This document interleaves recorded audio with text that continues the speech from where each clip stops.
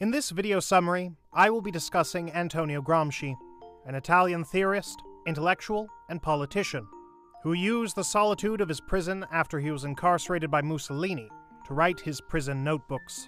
Keep watching to find out more about how he impacted educational theory.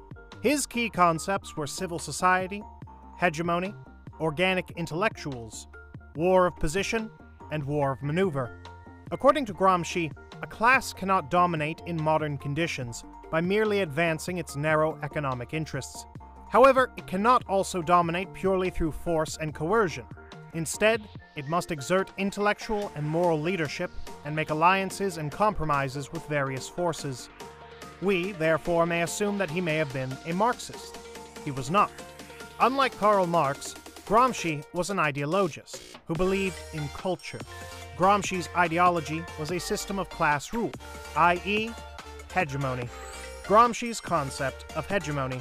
For Gramsci, hegemony was a system of class alliance, in which hegemonic class exerted political leadership over subordinate classes by winning them over.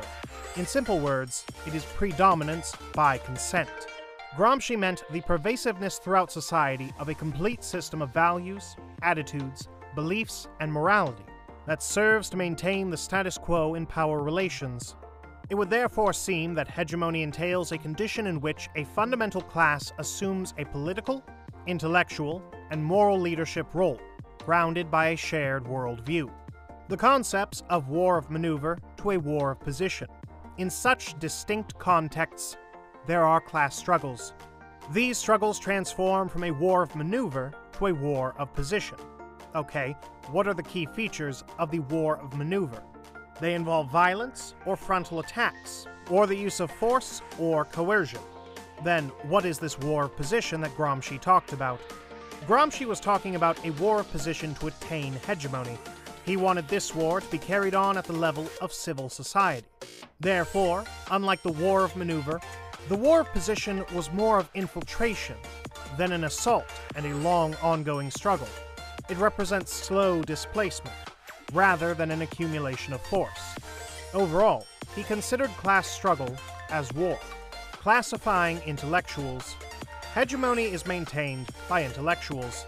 Gramsci even classified intellectuals as traditional intellectuals and organic intellectuals. Traditional intellectuals are not so directly related to the economic structure of their particular society, and adhere to no specific class or political discourse. On the other hand, organic intellectuals are more directly related to the economic structure of their society. To conclude, Gramsci's notion of hegemony allows us to see popular culture as a terrain of struggle, where means are fought over and alliances are negotiated. It also has an effect on education. Gramsci argued for a common, humanistic education for all classes, or a unified mode of education. Well, that's a wrap on this video. We hope you found it informational. And if you did, make sure to press the like button and show some love by sharing this video. If you haven't subscribed already, make sure to subscribe to our channel to check out more mini lessons and summaries on educational topics. Thank you for your service, educators. Until the next time.